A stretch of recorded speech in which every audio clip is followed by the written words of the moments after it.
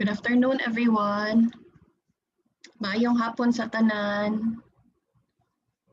It's a rainy and cloudy afternoon, but that doesn't stop us to worship our God this afternoon. Amen. Are we all excited to worship our Lord? Praise God.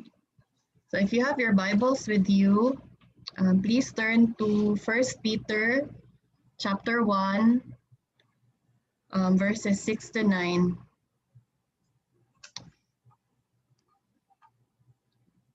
In 1 Peter chapter 1, verses 6 to 9, it says, "In this we rejoice, though now for a little while.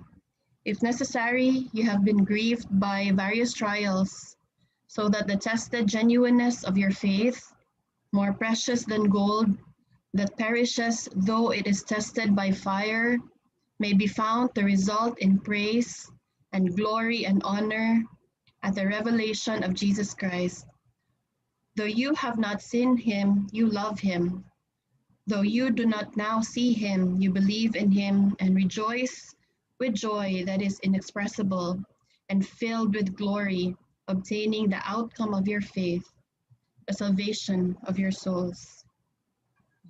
We can have joy in the midst of trial and tribulation because we have faith that this life is not all there is.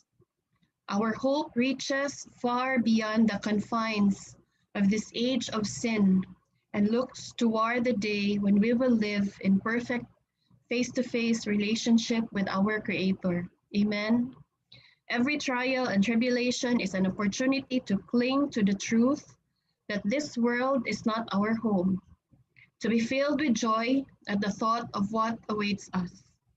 James 1, 2-4 says, "Count it all joy, my brothers, when you meet trials of various kinds, for you know that the testing of your faith produces steadfastness, and let steadfastness have its full effect, that you may be perfect and complete, lacking in nothing."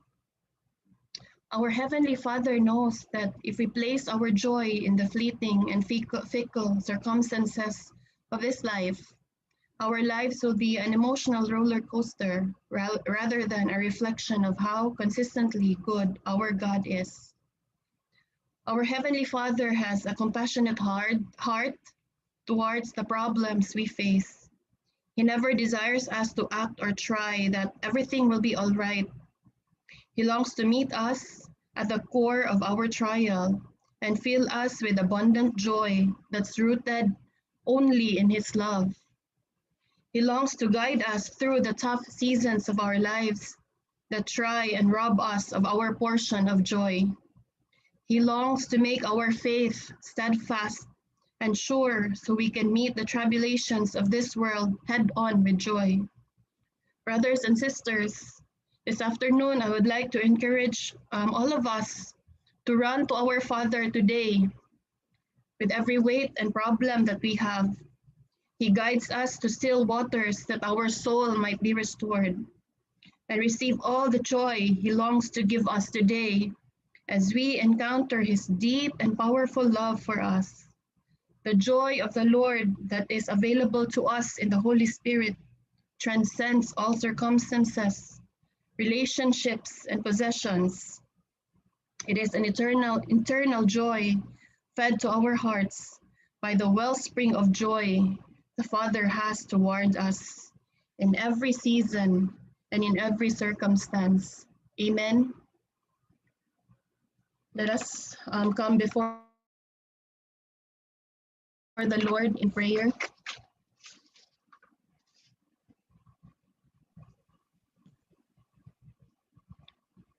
Father God, Lord, Father, in every trial and every tribulation, O Lord, in every circumstance, O God, and every season, O Lord, of our lives, we can only rejoice, O God, because you are with us, O Lord. Father, we may face various trials, O Lord, uncertainties, difficulties, O God. But Lord, your love never fails us, O God. Lord, your faithfulness continues to meet us, O God. Your mercies, O Lord, continues, O God, to meet us each and every day of our lives, Father. Thank you, O Lord, that you are our God. Thank you, O Lord, that you are our God who is constant. Thank you, O Lord, that you are our God who is alive, the one and the true God, the living God. Indeed, O Lord, our life, Father, will be meaningless, O God, apart from you. It is your presence alone, O Father God, that keeps us going, O Lord, in every trial, in every tribulation, O Father God. Where would we be, O God, if you are not with us, O Lord? Thank you, Father, for your constant love. Thank you, O Lord, for your steadfast love, O God. It never ceases, O God. Thank you, O Lord, that you allow us, O Father, to experience you, O God, each and every day, O Lord. Your presence continues to surround us, O God. Salamat, Ginoo, nga ikaw ang among buhi nga Dios, O God. Wala kami mahimo, O Lord, kung wala ka, O God. So we continue to turn to you, O God. We continue to run to you. We continue to fix our eyes on you, to fix our gaze upon you, the author and perfecter of our faith. Salamat, O Lord, for everything that you have done. O Lord, truly, words will never be enough, O Father God, to describe, to fully declare, O Lord, who you are in our lives. Salamat, O Lord, for your sweet presence, O God, sa moang matag usa ka kinabuhi, O Lord. This afternoon, O Lord God, we just want to bow down, O Lord, at your feet, to look to you, O God, to worship you, O Lord, with all of our hearts. Because in everything, O God, in every circumstance, O Lord, it doesn't change, O God, the fact, O Lord, that you are still God. You still reign on the throne, O God, and you reign forevermore, O Father God. Oh, how we long to worship you, O God. You alone deserve our highest praise. All honor and glory, O God, belongs to your name. We desire to glorify your name and magnify your name, O God. You alone are worthy, O Lord. Blessed be your holy name, O God. We praise you, O Lord. We worship you. We bow before you, our God, our King, our Maker, O God, the Restorer, O Lord, of our soul. Thank you for this afternoon, oh God. Thank you for this time that we can worship you. Hallelujah, oh God.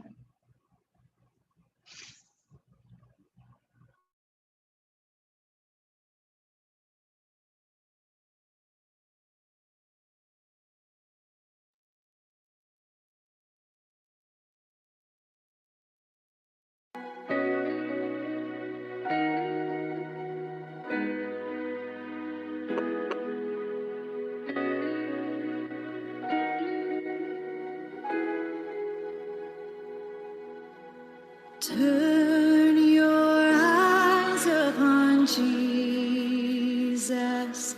Look full in his wonderful face, and the things of earth will grow strange.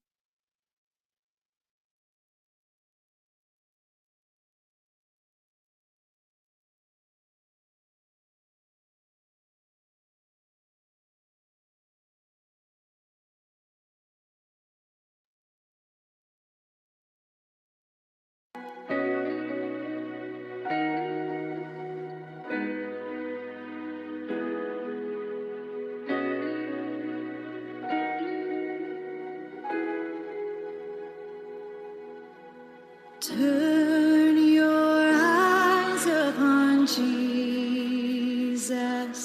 Look full in his wonderful face, and the things of earth will grow strangely dim in the light of his glory and grace.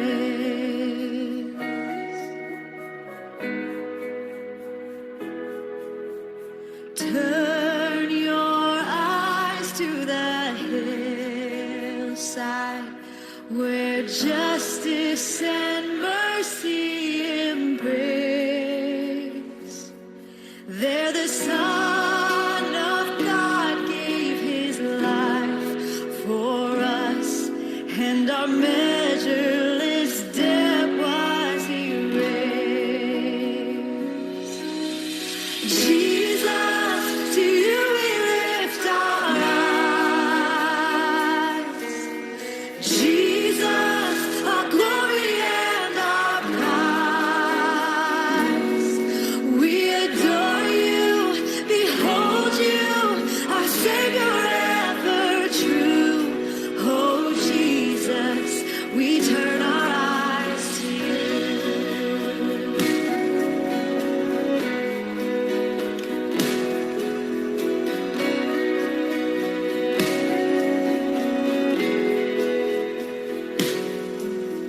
Turn your eyes to the morning and see Christ the Lion away.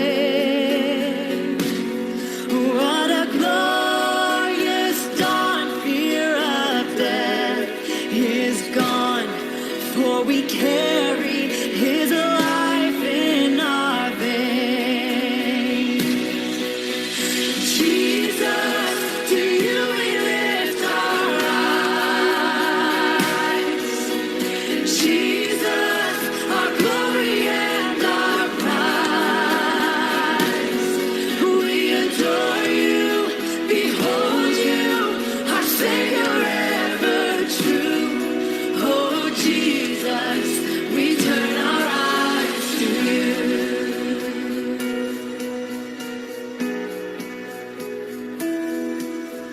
Turn your eyes to the heavens. Our King will return for His own. Every knee will bow, every tongue will shout, all glory to Jesus alone. Jesus, to you we lift our eyes. Jesus, our glory and our prize. We adore you, behold you, our Savior ever true. Oh Jesus, we turn our eyes to you. Jesus, to you we lift our eyes. Jesus, our glory and our prize. We adore you, behold you, our Savior ever true. Oh Jesus, we turn our eyes to you. Oh Jesus, we turn our eyes to you.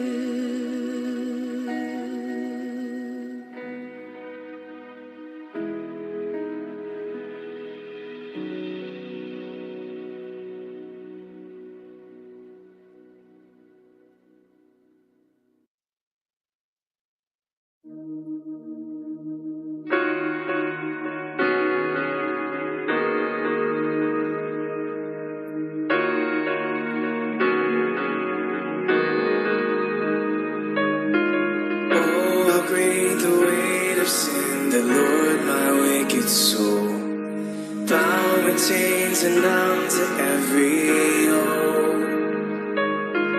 Oh, how vast the void of love, the darkness of despair, my hell-bound hope assured.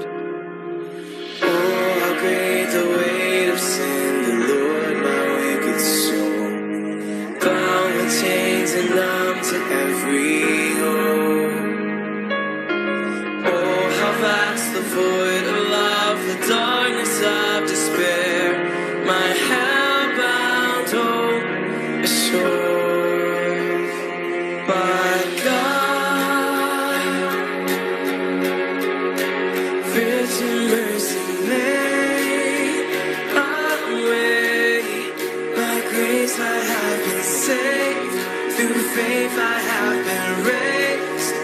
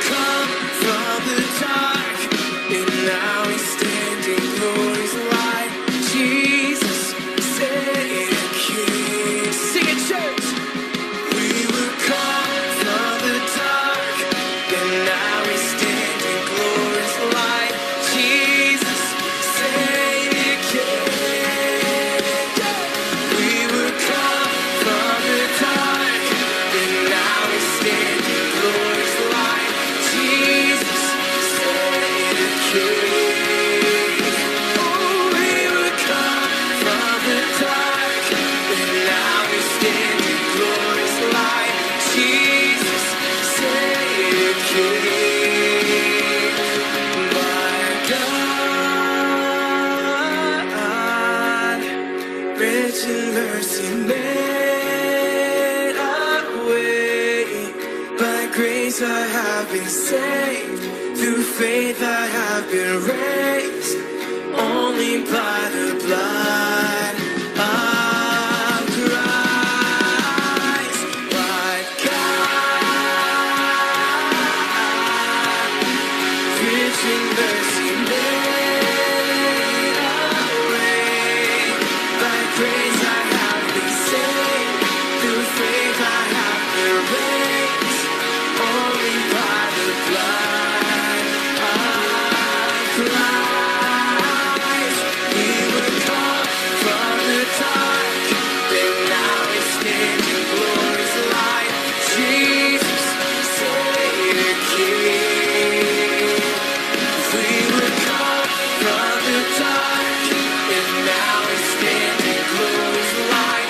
Jesus, Savior, King. Jesus, Savior, King. We were called from the dark, and now we stand in glory's light. Jesus, Savior, King. Sing it out. We were called from the dark, and now we stand in glory's light. Jesus, Savior, King. Yeah, amen.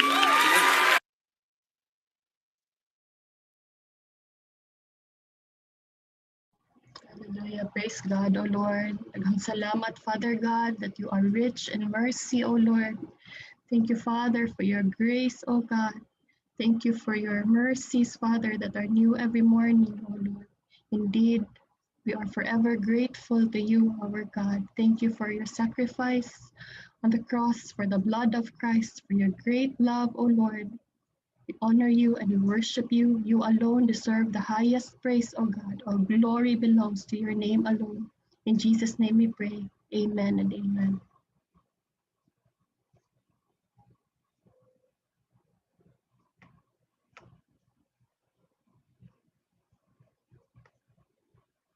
Good afternoon once again. Welcome to our this Sunday's service.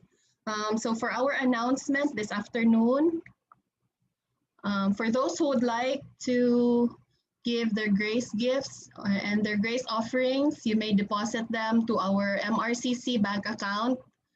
The account name is My Refuge Christian Church, INC. The account number is 000001998545. And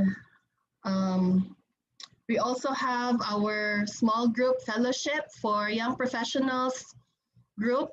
They have their meeting every Saturdays from 2 p.m. to 5 p.m. via Zoom. Please message Brother Jethro Busime for details. And for the women's group, every Saturday at 2 to 4 p.m. via FB Messenger. But I would also like to announce that for this coming Saturday and this Saturday only, we will not have our women's group. And so we also have our children's online class, their online Bible study. So I'm inviting all parents who have kids to let them join every Saturday. That's 10 a.m. to 11 a.m. via Zoom. Please contact Sister Chase or Sister Len or Sister Shania for more details. And this, starting November 10, we will also have our Prayer Tuesday. So I would like to encourage everyone to join Prayer Tuesday. That's 7 p.m. It will be starting next week, November 10, via Zoom. So please stay tuned for that. And I would really love to encourage that you join our prayer intercessory. That's every Tuesday. And this afternoon, I would also like to inform everyone that instead of our usual huddles, we will have our breakout sessions after the word. So please don't leave It will only, it's very short. It will only be a 10-minute session. So please join. And before I give you to our dear pastor this afternoon, I would like to remind each one to please put your mic on mute. And for now, I'd like to welcome Pastor Gary for God's word this afternoon. Praise God. Thank you, Madge. Hello, good afternoon. Okay, let's pray. Heavenly Father, we honor you and we praise you. We thank you, Father God, that you are reliable, trustworthy, and that, Lord, as we call upon you, we know, Father, that you hear, that you answer, Lord, the pleas and the cries of your people. Oh, Father God, we lift up to you our day today, especially, Lord, at this time that we are going, Lord, to hear your word. We pray, Father God, that you will refresh our hearts with your word. Cover us with your Holy Spirit. Speak to us, Lord, intimately and powerfully. And we pray, Father, that you will minister to us so that, Lord, your word will instruct us, give strength to us, and encourage us, O Lord God, for the coming days ahead, O Lord. Let your word indeed, Lord, speak to us powerfully so that it will feed us and nurture us and lead us, Lord, to do the right thing. So that, Lord, we will be pleasing to you, O God, as we desire to live lives that please you, Lord, and glorify you. We praise you, Lord, for this wonderful day that you have given us, that we could hear from you. And we pray, Father, that you will pierce our hearts to enable us to desire truth, Lord, to shower all over us, but not just that, Lord, but that we be willing and obedient, Lord, to whatever it is that you order us to do. May our hearts, O God, be pierced, that, Lord, our love for you will grow deeper, and that our testimonies, Lord, will grow bolder. We thank you, Father God, that your hand always preserves us, faithfully provides for us. And we entrust to you, Lord, the word this afternoon that, Lord, you will indeed, Father, just have your way. And in your power, Lord, speak to all of us through your servant, oh God. This is our prayer in Jesus' name. Amen and amen. So good afternoon once again. We continue with, we go back rather to, sorry, not just yet. Advance na day kay ko next week pa na itong Acts. Sorry, we go back to what we started last Sunday, which is in Galatians. The title for the message today is Under New Management. Under New Management. And right now, I would just like to remind each one that it is Communion Sunday. So if you have not prepared your elements, please prepare them now so that after the word, we will partake of communion together. So let's begin part 2 into what we started last Sunday, and then next Sunday, God willing, we will go back to our original series in Acts, and we will be studying Acts chapter 10 next Sunday. So for now, our text is still in Galatians chapter 5, and we will be reading from verse 13 to 15. For you were called to freedom, brethren, only do not turn your freedom into an opportunity for the flesh, but through love serve one another. For the whole law is fulfilled in one word, in the statement, you shall love your neighbor as yourself. But if you bite and devour one another, take care that you are not consumed by one another.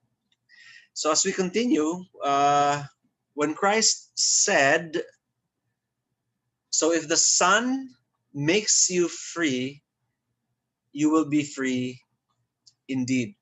So what do we learn here? We learn two things. Number one, it is that freedom and relief of knowing that I am accepted by God because of Christ's sufficient merit alone, and not for what I can do, not for what I can give, and not for what I can pay. So when the Lord said, if my son sets you free, you are free indeed. And with that, there is this release, there is this relief that we are accepted by God, not because of what we can do, not because of what we can give to Him, not because of what we can pay to Him, but only because of Christ's sufficient merit. So when I receive Jesus Christ, or when you receive Jesus Christ as your personal Lord and Savior, you are accepted. You are adopted now as God's child, not because you deserve it, not because you can work your way to it, not because you can afford to buy salvation, but because you cannot.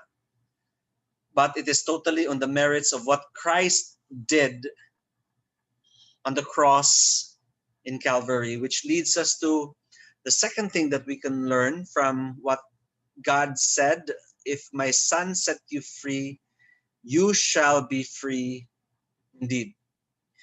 It is this freedom, it is this relief of knowing that I am totally cleansed by the blood of Christ. Hence, Jesus paid it all, thus resulting for me never to go back. Imagine being relieved of the weight and the burden of sin and guilt, and having the confidence that you are now forgiven and that you are totally accepted by God in Christ. Imagine that relief. Imagine that release, that you are not eaten by guilt, that you are not weighed down by guilt, but that rather you have this confidence that you are cleansed by the blood of Christ. That's why we say Jesus paid it all. And because we are confident that it is so, it should result for us never to go back to a life of sin. And yes, a true believer may fall into sin, but Christ's own indwelling Holy Spirit will not allow him to enjoy it for long, and he surely will not continue in it or justify it. Amen, mga igsoon? We do fall into sin still. Why? Because we are still in the flesh. However, Christ's indwelling Holy Spirit within us will not allow for us to enjoy the sin, because that is no longer what occupies us, what gives us joy. What gives us joy is this continuing and growing relationship that we have with God our Lord. And so this change that has happened in our lives, which we will be talking about for the whole time this afternoon, this thing that God did enables for us to leave behind our life of sin, so that we are no longer living in it. And while we fall into sin sometimes, we will not enjoy it and we will not justify it. We don't go back to sin continually and say, I'm so weak, I'm just a man, I'm only human after all. We don't do that anymore. That becomes so tiring. And that excuse is so tiring. Okay, we do not justify it. We stand on our grounds that we are already changed and that the righteousness of Christ has been imputed upon us. That ergo, mga igsoon, when it comes to sin, we don't enjoy it, period. And when we do fall into sin, we don't justify it. We don't give excuses. We don't point fingers. Automatically, we look to ourselves and own up to what we have done and ask for forgiveness from God and know that we are forgiven. But truly, we do not justify it. We admit our wrongs because not until the work of Christ was done did believers have this sense of complete righteousness imputed upon us once and forever, making us right with God. And that's freedom, and that happened upon the cross in Calvary. Not until the work of Christ was done did we believers have this sense of complete righteousness imputed upon us once and forever, making us right with God. And that is what we call freedom. But there will always be so-called people who call themselves Christians. And that was what was depicted in the parable of the 10 virgins. There is always those foolish virgins who go back to the world and sin, who go back to the world and sin in spite of what they have realized, in spite of seemingly receiving Jesus Christ into their hearts, into their lives, seemingly or by profession of the lips saying that we have received Jesus Christ. But there are so-called Christians who go back to the world. But the Bible tells us in Galatians 4, verse 8, however, at that time, when you did not know God, you were slaves to those which by nature are no gods. But now that you have come to know God, or rather to be known by God, how is it that you turn back again to the weak and worthless elemental things to which you desire to be enslaved all over again? How is it that you turn back? The Lord is asking, how is it that you would return? Last Sunday, the sermon was called Freedom. And here we were told in our text, the same text today, for you were called to freedom, brethren, only do not turn your freedom into an opportunity for the flesh. So tinuod yun, mga igsoon ang isulti sa Biblia, kay mao lagi nino, forgiven na ta, we have been relieved of the burden of sin and guilt. And because of that revelation that has been given to us, because of that gift, because of that relief and release, somehow it makes other so-called Christians go back to the world thinking that anyway, I am forgiven.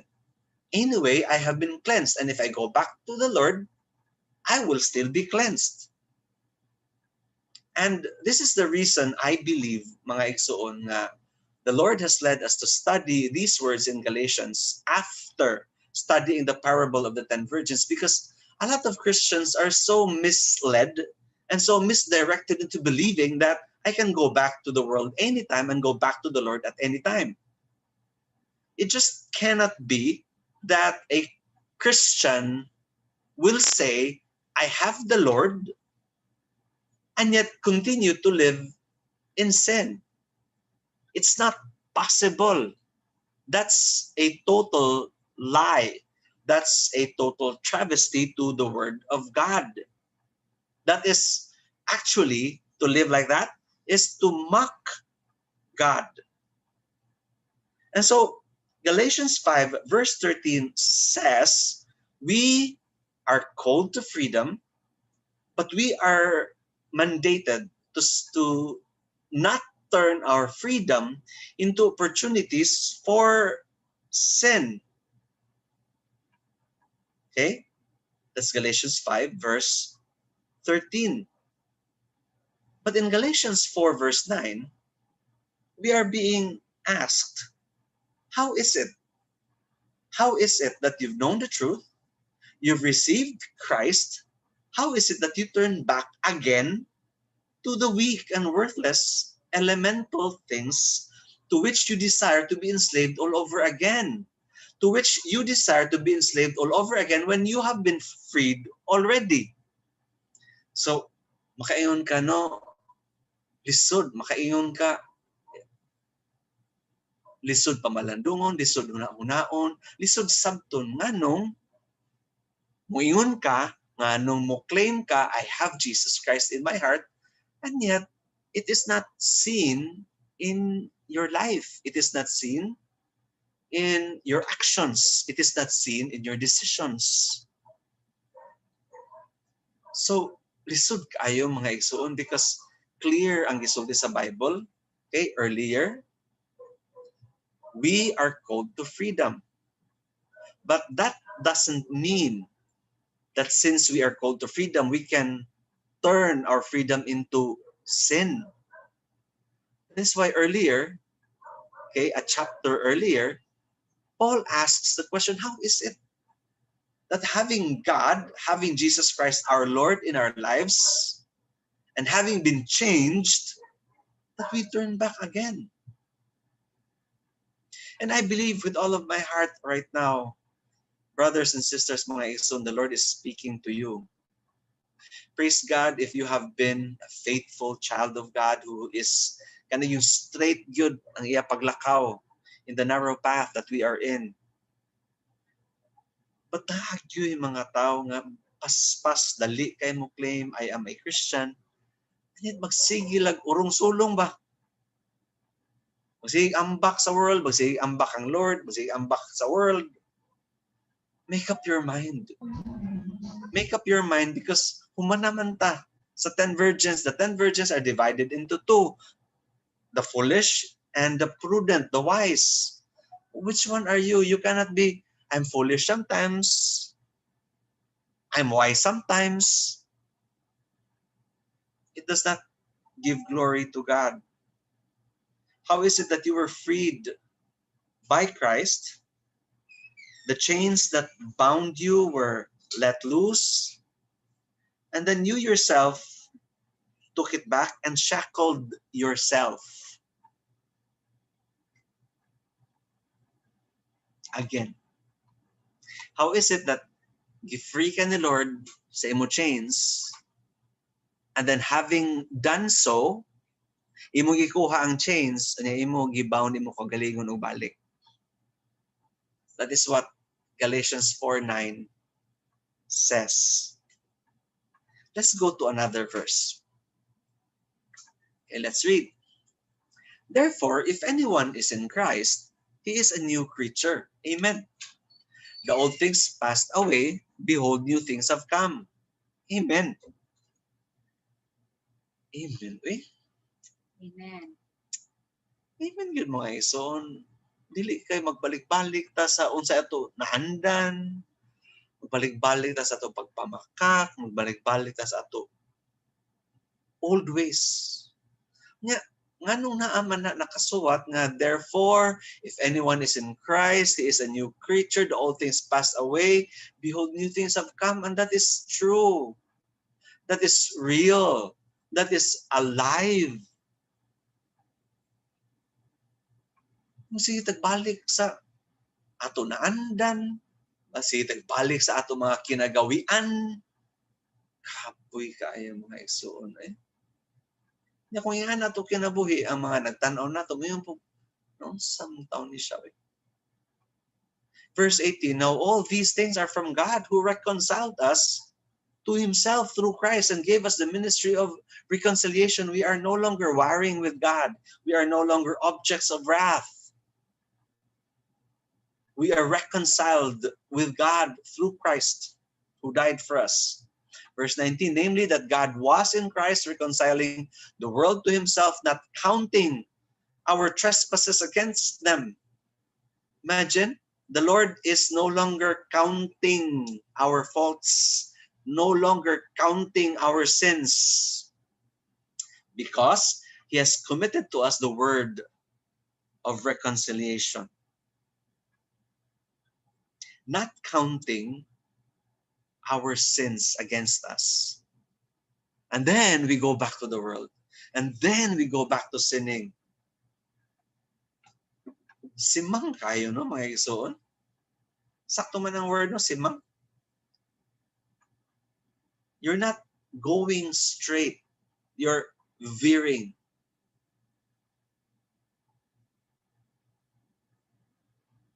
I hope and pray that these words does penetrate your hearts as it did me. I am grateful that the Lord no longer counts our trespasses. And we should be grateful. We should be thankful. We should be in awe and be humble as to what God has done, giving us entry into the abode of God, which is heaven. Not because we deserve it, but only because of the merit of Jesus Christ. However, the word today is spoken just as last week was in our text in Galatians chapter 5, verses 13 to 15. Do not let your freedom be an opportunity for the flesh, for sin. Because most of the time, there are a lot of people who call themselves Christians who do so. And when that happens, that's the only thing that we can say. The flesh only wants what it can get. The flesh only wants what it can get, the blessings of God and the pleasures of sin. He wants both.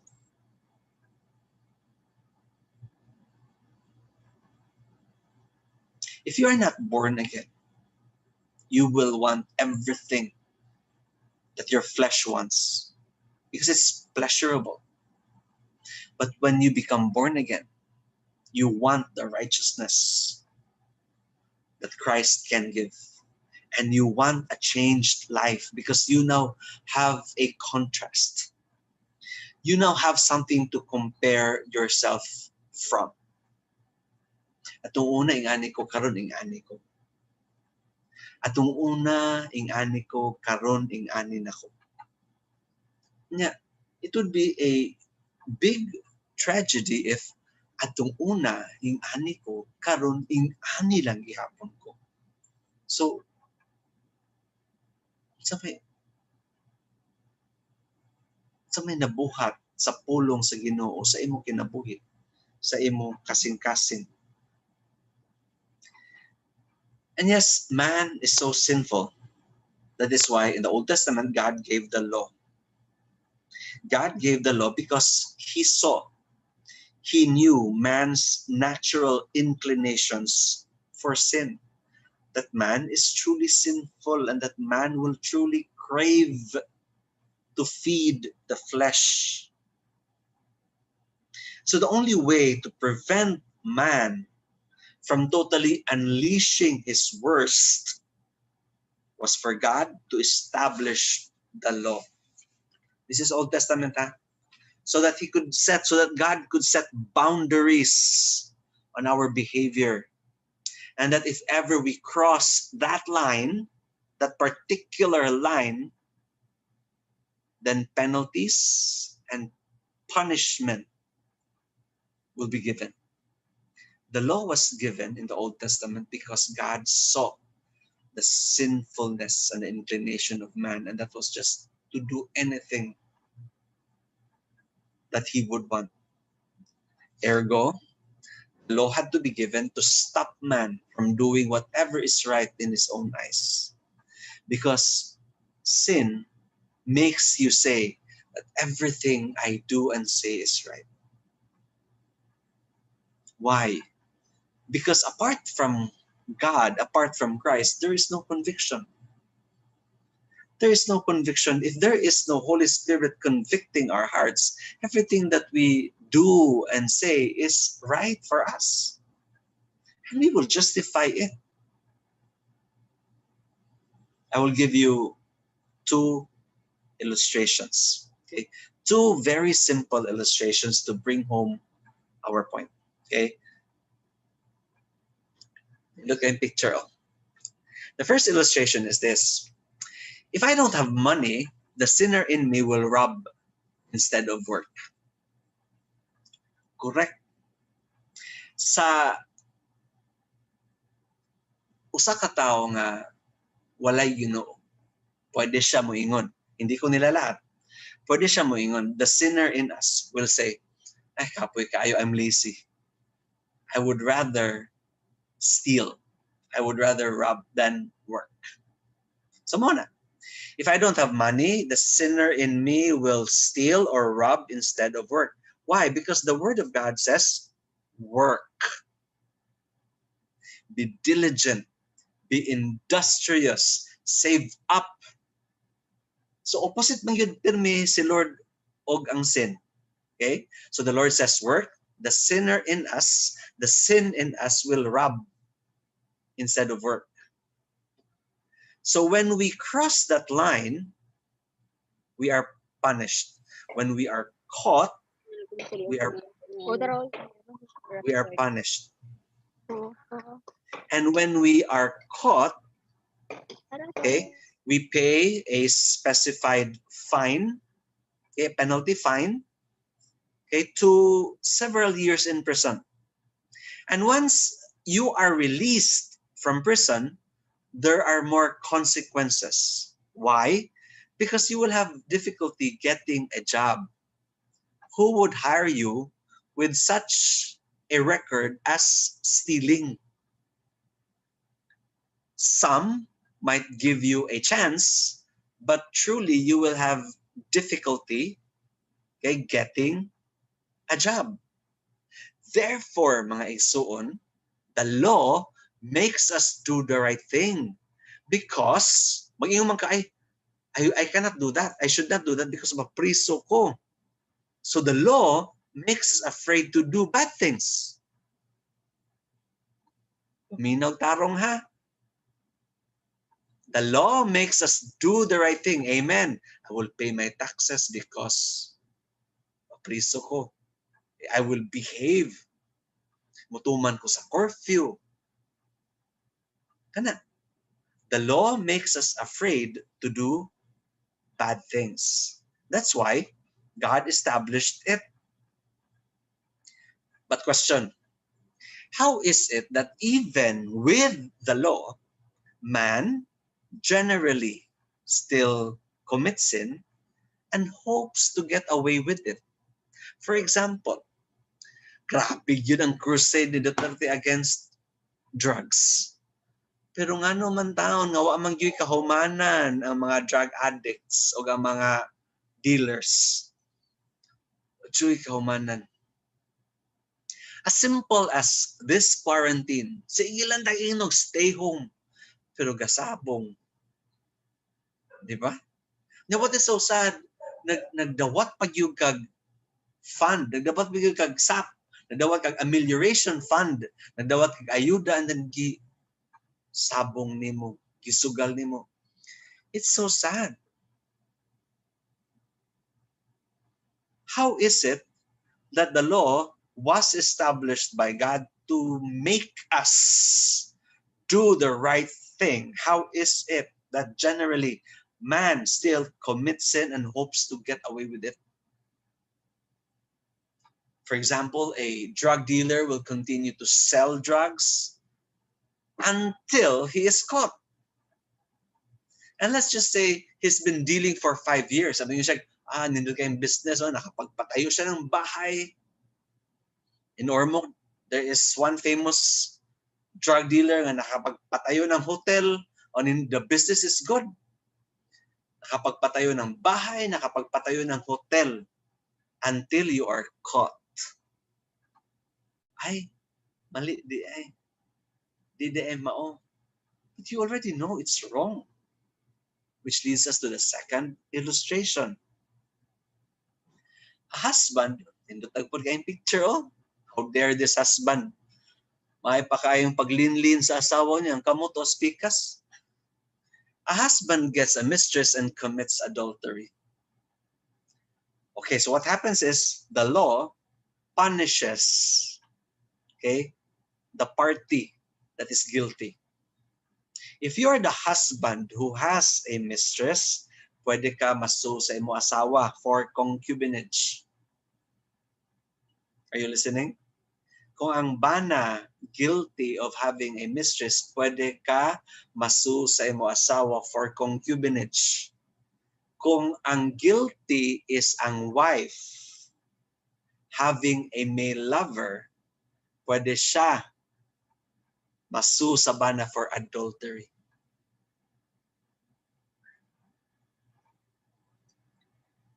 On a side note, a lot of lawyers are scratching their heads. They feel that the mistress or the lover should be punished as well, just like in the Old Testament.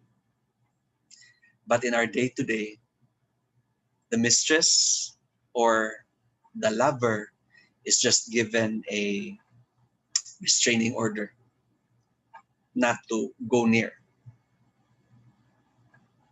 And so if the husband is sued, okay, so he will be punished with imprisonment from 6 months to 4 years. Depende sa judge. Depende sa gravity. Okay? So with that, again, the law makes us do the right thing. Kay kung akong bana, dili magbinuutan jud ko. Different na kay Christian naman ta sumingog gyud tag magbinuutan ko kay mahadlok kong Lord. But still mahadlok po ka sa law. Because even now that we are under grace, we are still under the law of our land. The law makes us do the right thing. The law makes us afraid to do bad things. And imagine na mga igsoon ha, paminaw lang gid sa Ginoo. Double na, twofold na ang atong fear. The first fear is a good thing because we fear the Lord. And since we fear the Lord, we do not want to sin.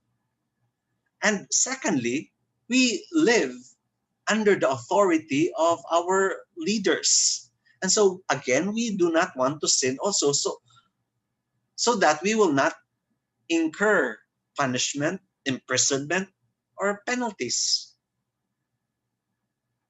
But having said that, in spite of the law being established in our land, man still ignores it. Amen? Kadaghag adik. Perti yung kadaghag, labi na karon daghag mangawat, kay lisod. Samot na kadaghag akyat bahay, crimes of passion. Patyon ang mga lover, pero kana na bang patyon? Dili na kay patyon. Grabe po kapag kapatay sa kapila. Ano yun, no? After all that God has done to establish the law, it did not give man fear. Man still ignored the law. Let's read what Peter writes.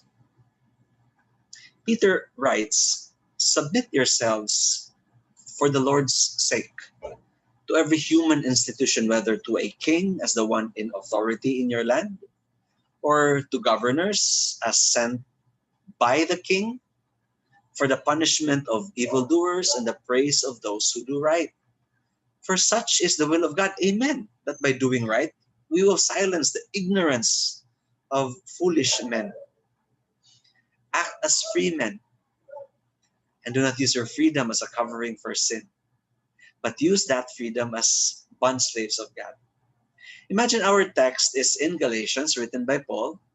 Imagine this is written by Peter, and he writes the same thing. Act as free men because you are already free, but do not use your freedom as a covering for evil. So my son, if you are listening right now, and you call yourself a Christian, and yet you live a double life, this is your word.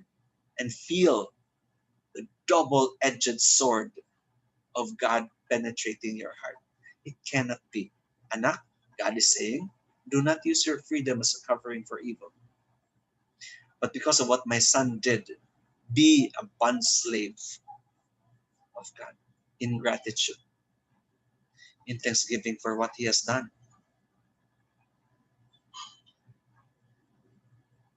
And so, having established the law, we realize that man ignores it.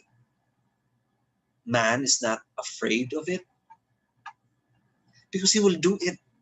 See, he should continue until he is caught. So we realize that man cannot help himself. He cannot help it. He goes back and goes back and goes back to what he loves, whether it be womanizing, whether it be drugs, whether it be liquor, whether it be porn. He goes back because he cannot help himself.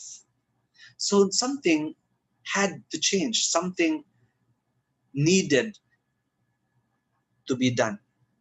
Something needed to change. And so from the law, grace came. If up until now, mga Igsoon, law is still effective, correct. Law is still effective. But this one thing that God does is more effective, and that is grace. It is more powerful, and I will explain. The law could not change man. And we saw that. We are still seeing it. And so God sent his son to pay for our sins. So that by Christ's one saving act, we would be reconciled with him. And with God's Spirit being placed in us, this one thing will occur. This one thing will occur. Regeneration. This one thing will change the man. Amen. He will respect the law and tremble at the power and potency and gentleness of God's grace that enables him to live a new life, that enables him to leave behind the life of sin. Regeneration. And this is something that will never happen apart from Christ. And so when you look at someone sent to prison, when you look at someone murdering someone, then we can really conclude that God is not present in that person's life and that he is not regenerated. Some ng regeneration. Okay, some ng regeneration. Okay, let's give a spiritual definition. Anong spiritual man? Because there is an electrical definition. Wala ta sa electrical, not a spiritual, okay? So this is the spiritual definition of regeneration. God, okay, the meaning of regeneration, listen very carefully, is that God brings Christians to new life. Capital ang to. New life, to becoming or to being born again from, capital from, a previous state of separation from God, from a previous state of being subjected to decay of death. Beautiful meaning. Beautiful definition of regeneration. Regeneration is God bringing me to new life. Regeneration is God giving me new life. I am now born again from my life before of being separated from God, of being subjected to the decay of death. That's regeneration. And because we are regenerated, we no longer do the things that we used to do. Kung atong una, naglulupasay ta mo uli, kay hubog. We don't do that now.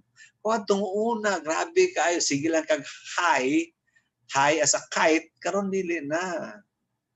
We don't touch drugs anymore. because we have been regenerated, because of this new life that has been given to us.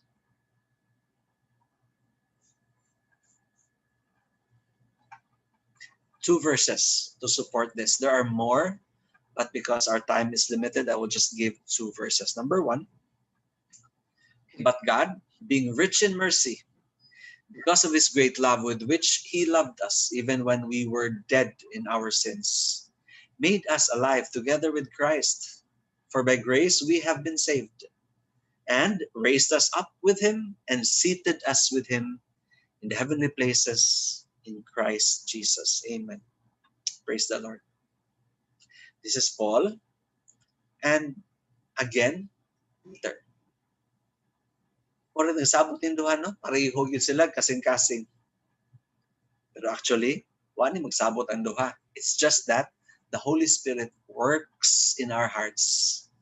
We are all the same. That is why, usaray ato linggo, usaray ato mensahe. Peter writes, according to the foreknowledge of God the Father, by the sanctifying work of the Spirit, to obey Jesus Christ and be sprinkled with his blood. May grace and peace be yours in the fullest measure. Blessed be the God and Father of our Lord Jesus Christ, who according to his great mercy has caused us to be born again to a living hope through the resurrection of Jesus Christ from the dead. Verse 4. Obtain an inheritance which is imperishable and undefiled and will not fade away, reserved in heaven for us. Yun si Peter in verse 2, by the sanctifying work of the Spirit. Saan ang sanctifying work? Again, ato lang i-discuss para ma-review ta. Okay? To sanctify is to set apart a person and declare him or her holy. That is the work of the Holy Spirit. That is the office of the Holy Spirit, to set apart a person. And you are declared holy once you are sanctified, once you are set apart. So the picture here that you are seeing in front of you is perfect. Along the throng, amongst the throng, the masses of people, you have been called. Imagine, sa milyon-milyon, sa milyon-milyong tao that have lived in the world. Ikaw mismo, you, specifically you are called. And God says, that one is my child. That one I will call. That one I will sanctify. So imagine, in a mass, in a horde, in a throng of people, you stand apart. You stand apart as God's elect, as God's called. And if you turn, okay, you will say, I am special. I am special because God called me. And then after being called, I go back to the world and sin and grieve the heart of God. Di jud mao. Mo pertigyong si mga pertigyong hiwi pertigyod ka hiwi. So may suon, kung Kristiyano ka, panindigi yun na imo pagka-Kristiyano. Panindigi, do not fool around. Do not fool around and do not fool yourself. Because you alone are fooling yourself. Have mercy on yourself also. While God is merciful, kaluy iputaw ni mo kaugalingon. Sometimes, no, it is just these kind of messages that really want me to be in front of you. Not like this one. Imagine na, di ba? Amen, mga igsoon. I am sanctified. I am set apart. I'm called holy. Then I go back to sinning. I go back to my favorite sin. But tigyon ka saan? Di jud mao. Ephesians 2, verse 8. until verse 10. For by grace you have been saved through faith, and that not of yourselves. It is God's gift to you, not as a result of your work, so that you will not boast. For we are His workmanship, capital H, God's workmanship, created in Christ Jesus for good works, which God prepared beforehand so that we would obey them, so that we would do them, so that we would walk in them. Katong una, katong mga tao nga way alam, they thought that by giving to charities, by putting a lot of bouquets and flower pots in the church, and halos sa simbahan ka na nagpuyo, ay musod ka sa langit, no? Not as a result of your works, so that you will boast, no? Rather, we are God's workmanship, created in Christ Jesus to do good works, which God prepared before, so that when it is revealed to us, so that when we are touched to do it, that we would do it. And by doing so, we cannot even claim, maayo gyud ko nga tao. We cannot even claim, because these are good works that Christ has prepared beforehand. You only picked it up. E dili gyud gihapon ka dare to say, butan gyud gihapon ko kay ako gud gibuhat. Di gihapon. Di gihapon. We cannot boast. Our righteousness is not ours to begin with, because it is Christ's. It is God doing the work that the righteousness of His Son is imputed to us. Being born again was not our work. It was not our choice. We were elected. We were called. So wala jud tayo maboast before God.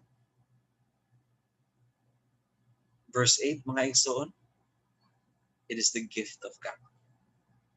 We simply received it. And because of our gratitude, we do many things, good works, because of our gratitude. Because God is a worker and continues to work and showers our path with a lot of good works, so that we will be brimming over with good works. So that those good works that we do will create a testimony. Remember Dorcas?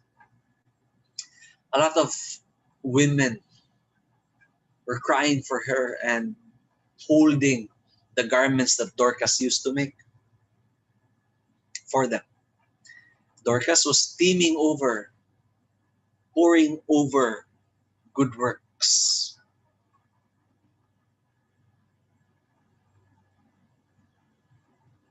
Praise the Lord. That as Christians, we are brimming over with good works. And rightfully, because these are authored by God Himself. We do many good things because our God is generous, because our God is loving, our God is caring, our God is merciful, our God has blessed us tremendously. So there's nothing that we can do but share them. And bukang bibig, okay? Whenever we open our lips, it is always filled with God, because He is the content of our hearts. Which makes me wonder why a lot of so-called Christians talk about so much lack, so much despondence, when God has never fallen short,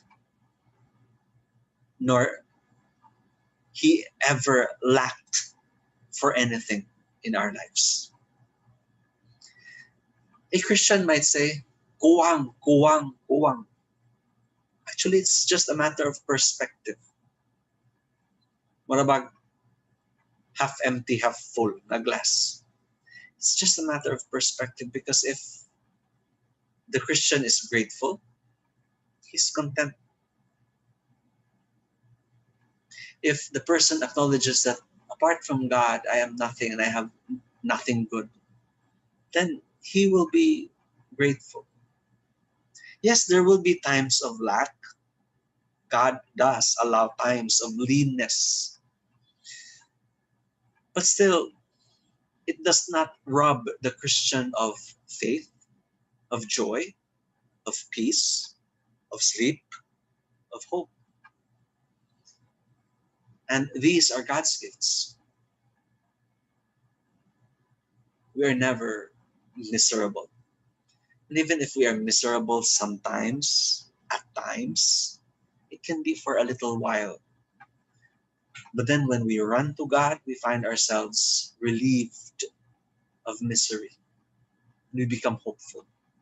We become grateful.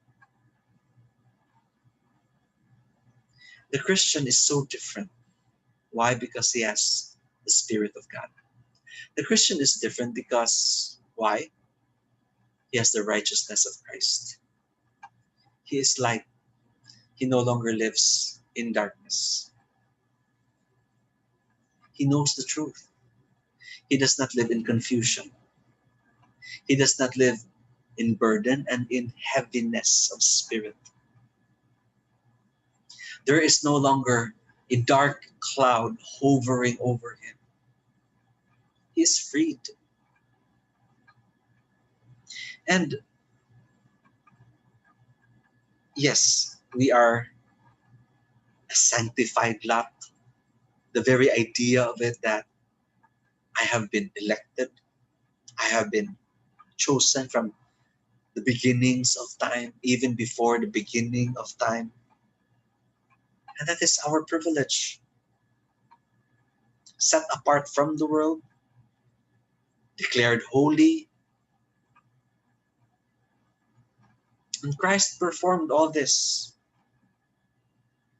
Christ performed all this. And this can only happen when this one thing, regeneration, is present. Regeneration, therefore, is understood to be the objective work of God in a believer's life. Regeneration, therefore, is understood to be the objective, the end result, okay, the end result of the work of God in a believer's life. So, follow the thought of Paul.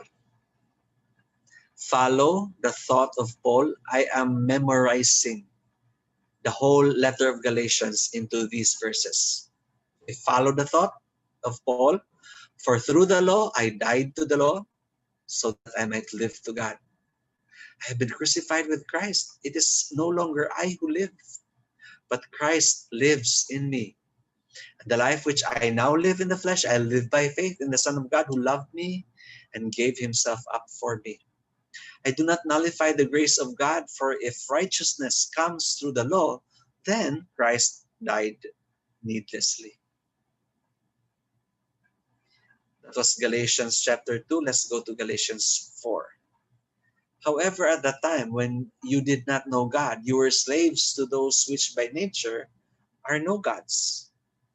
But now that you have come to know God, or rather been known by God, how is it that you turn back again to the weak and worthless elemental things to which you desire to be enslaved all over again? Galatians 5 now. Finally, for you were called to freedom, brethren. Only do not turn your freedom into an opportunity for the flesh, but through love, serve one another. This is the whole thought persistent in the letter of Paul to the Galatians. Galatians is one short letter, but very, very potent, speaking about our salvation. speaking about our new life.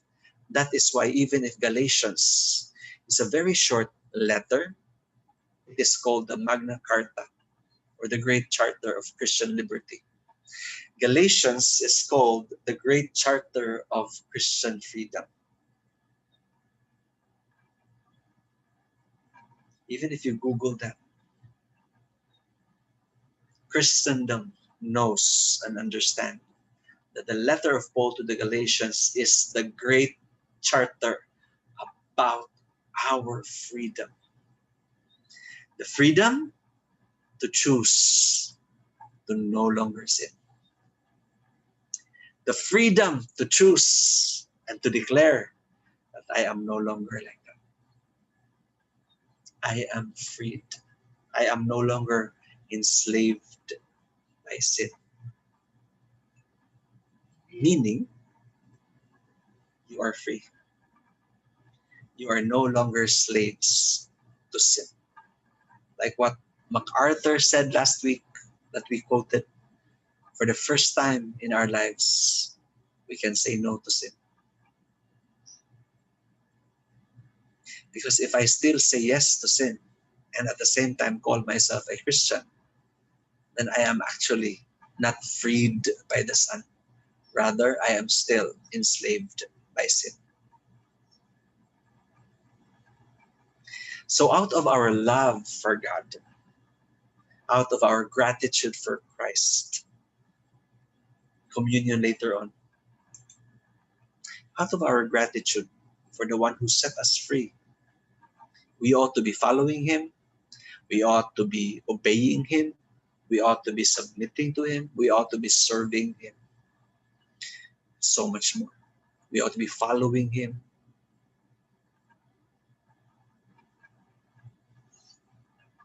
Instead, it's sad that a lot of Christians go back to sin, go back to the world, or much worse still, keep both.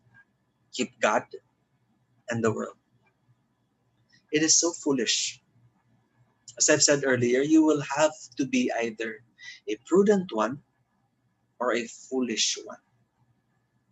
I've said this already, not until the work of Christ, salvation, did believers have the sense of complete righteousness imputed upon us once and forever, making us right with God. I am now right with God. You are now right with God. Why would you soil yourself back?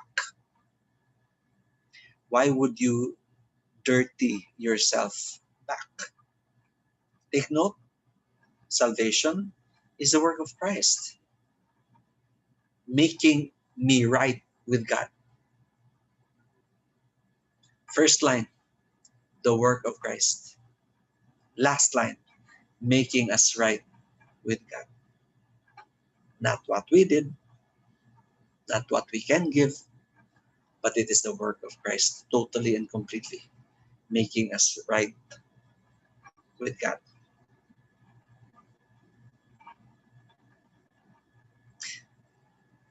When we were studying the parable of the 10 virgins for 2 Sundays, we saw that the 5 foolish virgins were denied entry. Why? Because they did not belong to the group. Are you listening? Why were they denied entry to the wedding feast? The answer is very simple. They did not belong to the group. Of course, simple kaya na mga igsoon. If ako ang groom, moyong ko, ako na bride, wala man sila giangkon. Iyo man si Lord, I never knew you. Feeling mo lang.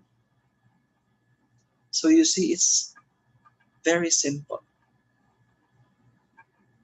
And so we go back to John 8:36. So if the Son makes you free, you will be free indeed. And having the Son, our Savior, involves having Christ's own nature and spirit in residence, making us do what is right and pleasing in God's eyes.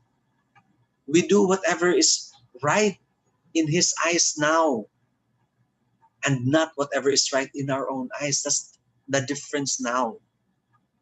What we do are the things that is right in His eyes. Because I am His bride, I want to please Him.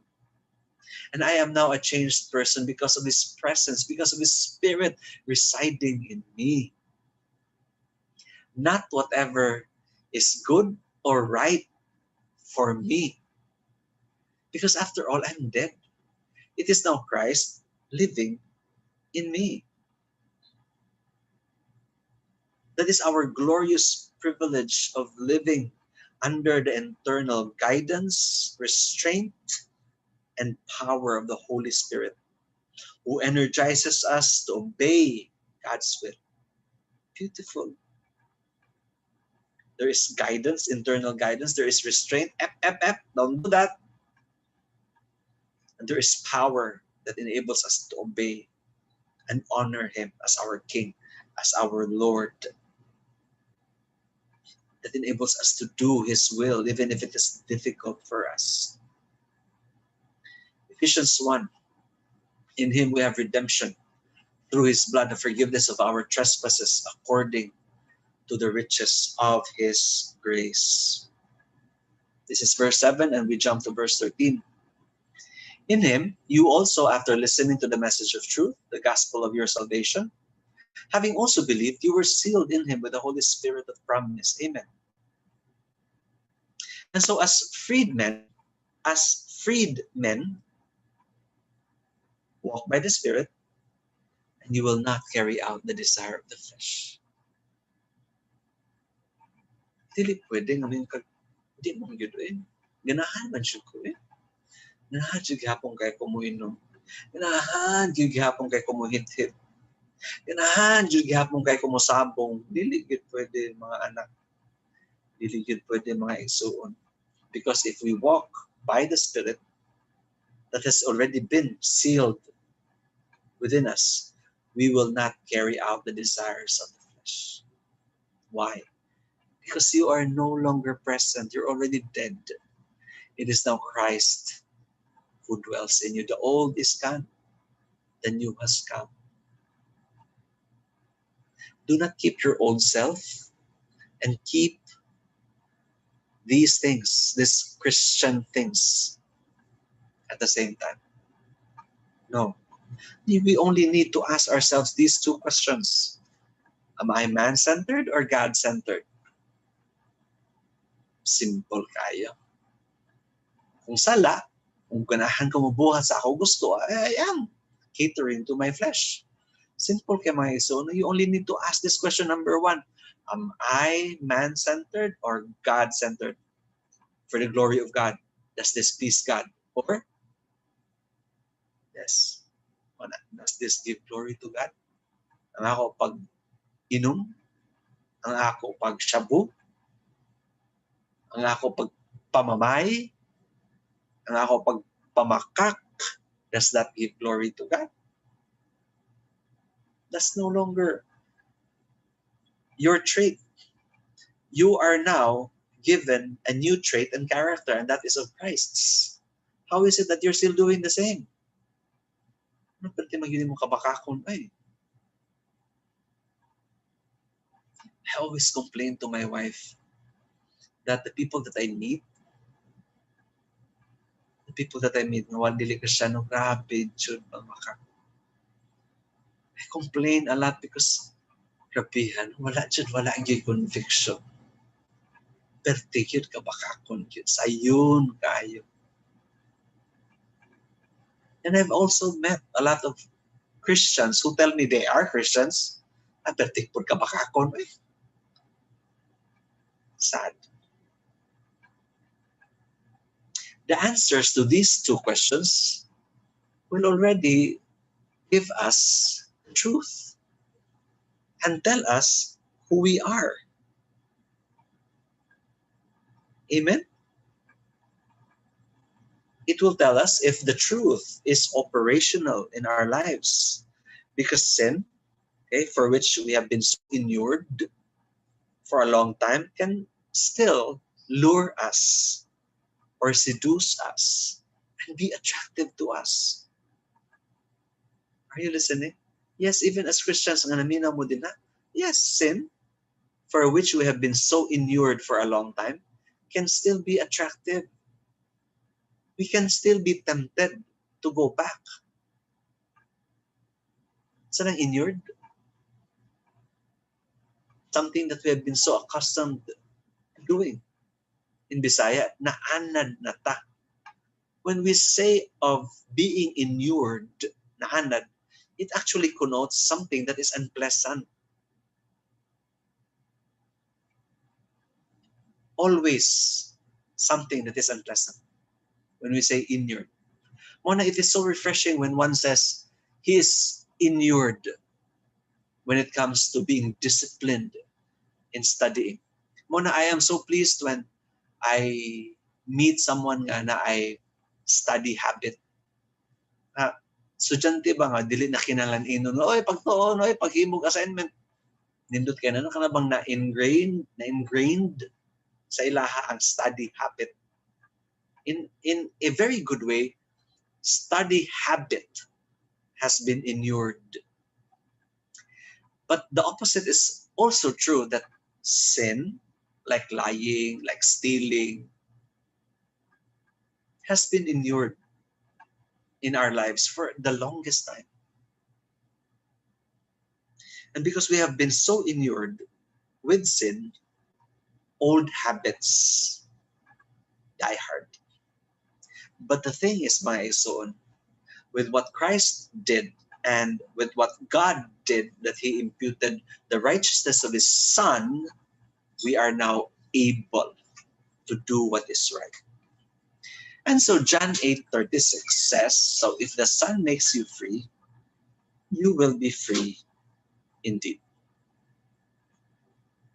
And so I live my life believing, you should live your life believing that you have been crucified with Christ, and it is no longer you who live, but Christ lives within you. And the life which you now live in the flesh, you should live by faith in the Son of God, who loves you and gave himself up for you. Yes, we still sin. Yes, because we are still in the flesh. We are not yet perfected beings. We are not yet glorified in our bodies. We are still in this human shell, so we still sin. But Christ's own indwelling Holy Spirit does not allow us to enjoy sin for long.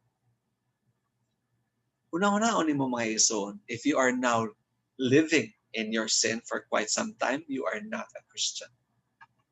May na magklaro ka ita. Okay? Sometimes we fall back to sin, but balik yun ta sa Ginoo, okay, we don't enjoy it. Pabuhat pa lang ka sa sin, ang imo heart mo, mugawas na. Pero if you've been enjoying it for so long, so don't flatter yourself. You're not a Christian. May nang sultian ta na lang kadaan. Para you will not waste your time. And in sinning, you will not continue in it nor justify it. Why? Because we are all under new management. Amen? Amen. I believe with all of my heart that God has spoken to all of you as he has spoken to me preparing this message. Under new management. And you have before you a picture of the cross, the instrument of Christ's death, but at the same time, the instrument of our sanctification. We will celebrate communion today. Prepare now your elements as we pray. Father God, thank you for your word. Thank you, Lord, that you have sanctified us, that you have called us apart from the world to have this new life, to become born again. We are now free. Free not to sin.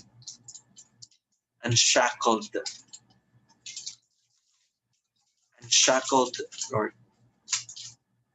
And this thing your Son did for us. We are now free. And we celebrate that now. We celebrate your goodness, your kindness, and your freeing us. So today, Lord, is very apt Communion Sunday. And all the more we will celebrate what you did. We are so filled with joy, so filled with awe, so filled with thanksgiving and gratitude for what you did, O Lord.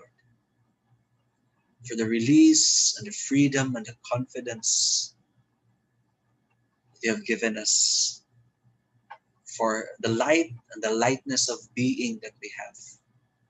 For the Holy Spirit that guides us and convicts us. Truly, Lord, we praise you. Hallelujah. Thank you, Lord, for what you did. Thank you, Lord, for what you have accomplished and finished.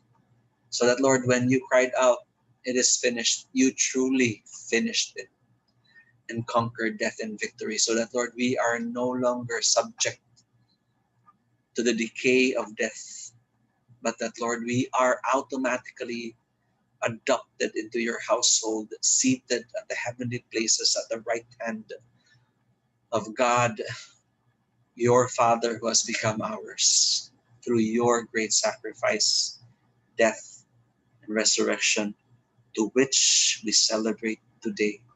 We thank you. We thank you. In your name, we pray. Amen and amen. So you may now partake of the bread.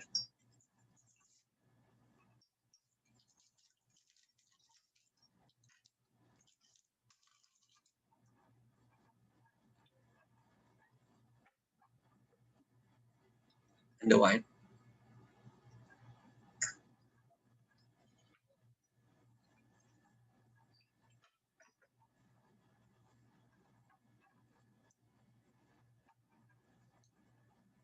Let's pray.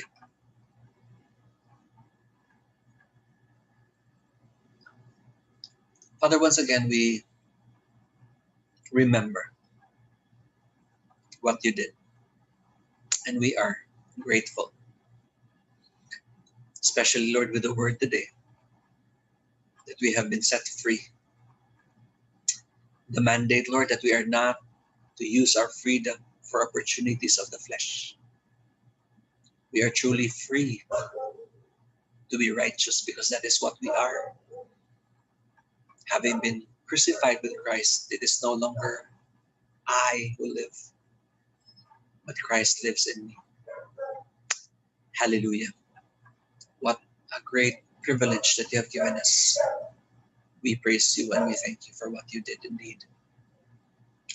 And I entrust to you, Father God, your children who partook of the elements today, who listened to your message. Let their lives be changed. Let their hearts be renewed. Let them be refreshed. Let them be instructed in the right path. Let the word, Lord, lead them back to the right path. And just as you have been so merciful to us, Lord, we ask for your mercy. Shower us, Lord, with blessings. Make us content with the bounty of your blessings. Help us, Lord, not to be greedy, but rather, Lord, be brimming over with thanksgiving for everything that you have given, for everything that you continually give. For you never fail, O Lord, to provide because you are our Father who loves us richly. Your grace is rich and sufficient for all of us. I entrust, Lord, everyone into your care. I thank you, Lord, for their lives. I thank you, Lord, for how you have touched them. I thank you, Lord God, that you have sanctified them. Use them, Lord, for the glory of your name. Let their testimonies be bright. Let their testimonies be powerful. And we pray together, Lord, we pray in Jesus' name. Encourage us to do good works. more of them for the glory of your name. We thank you, Lord, for what you accomplished today and for so having blessed us, Lord, with your word. Thank you so much. In Jesus' mighty name we pray. Amen and amen. Hang on. Do not leave just yet. God bless you. And there are breakout rooms right after this word. The last one. Okay. So I will give you back to our song leader for our last song. But after the last song, there will be breakout rooms for some discussion. Pray for each other. Give them 10 minutes. We need to pray for each other, especially at this time. I exhort everyone to go to your breakout rooms. Practice being a Christian. Do not just leave right away. All right? God bless you. God loves you. I love you. I now lead you to our song leader. Thank you very much for listening. Amen. Praise God. Let us continue to worship our God as we sing our last song.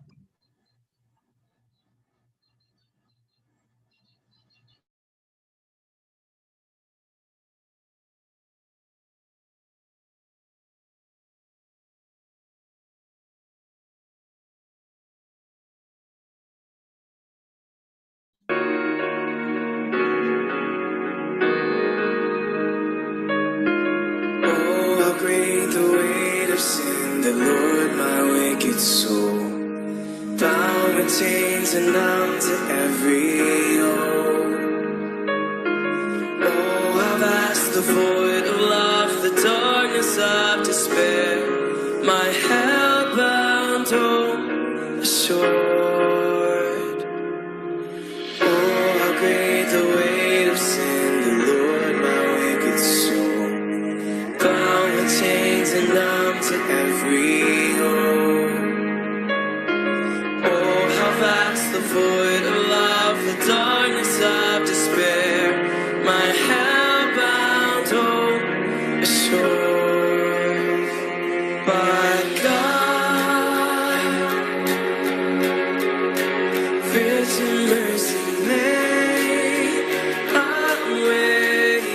By grace I have been saved, through faith I have been raised, only by the blood of Christ.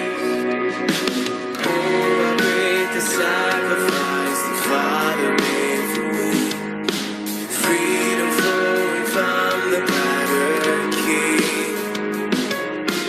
Oh,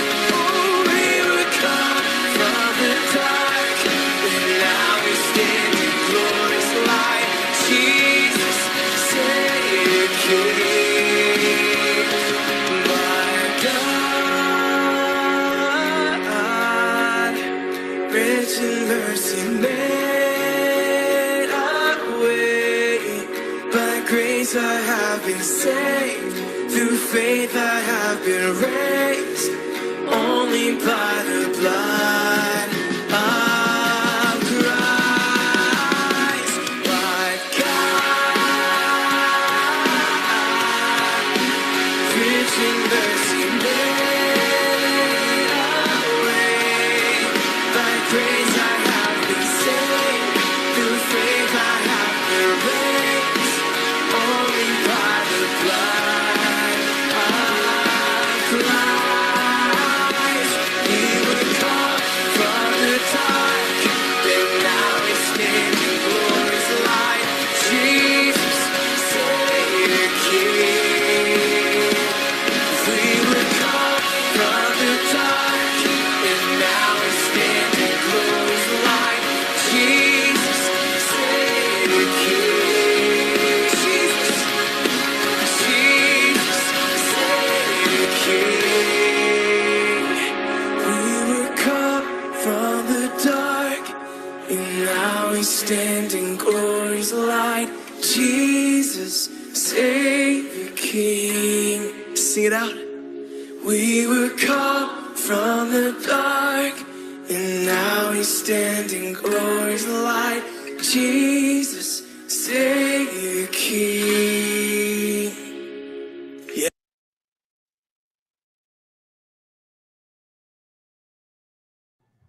Amen. So again, we will be automatically given your breakout. So just click the join, and then you have 10 minutes to introduce yourself if you don't know that person, or some of you don't know each other yet. And then afterwards, you share what was your takeaway from the sermon, and you can pray briefly. I mean briefly, because all of you needs to share within 10 minutes. We have to exercise this, brethren, because we realized that it's been like the same people who just remain every after the session. So we want to encourage each one that this is how the church is, especially now that we don't see each other face to face. So let's encourage one another. You don't have to pray that long. Just you can pray in a sentence or two, or in Bisaya. Just connect with someone, okay?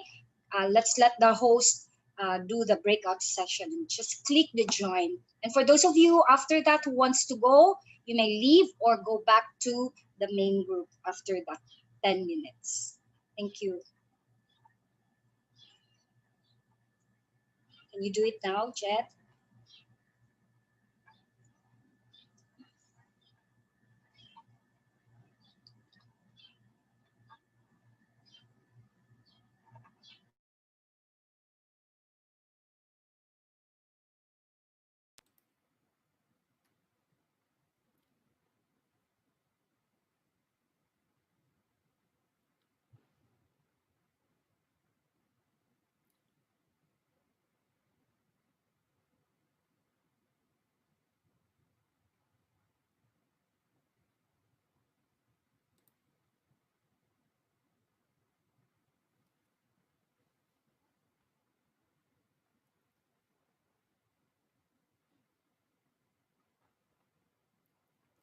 Dati Minch.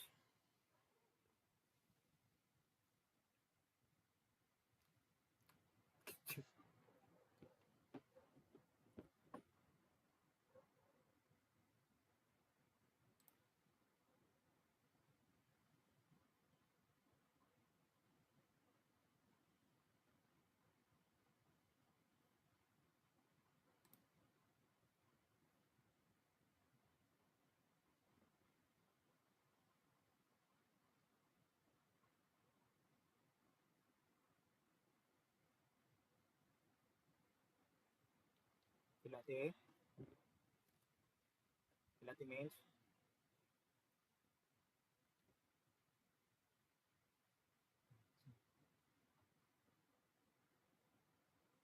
Ayun.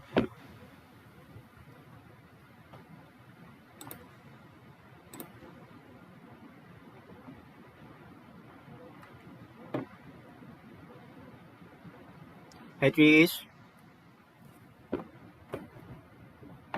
Bro, Ay, ako ni Hey, bro. Joy.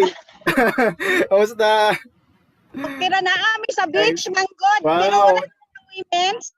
Ah, Wala ang break ko an kali napabilin manggod ko.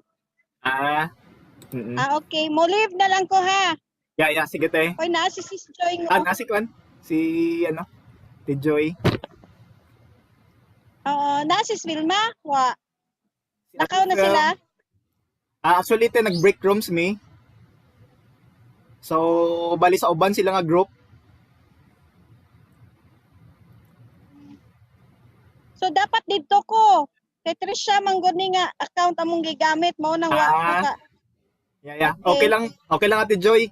Murag, Mo leave na lang ko ha. Oo, sige. Bye-bye. Okay.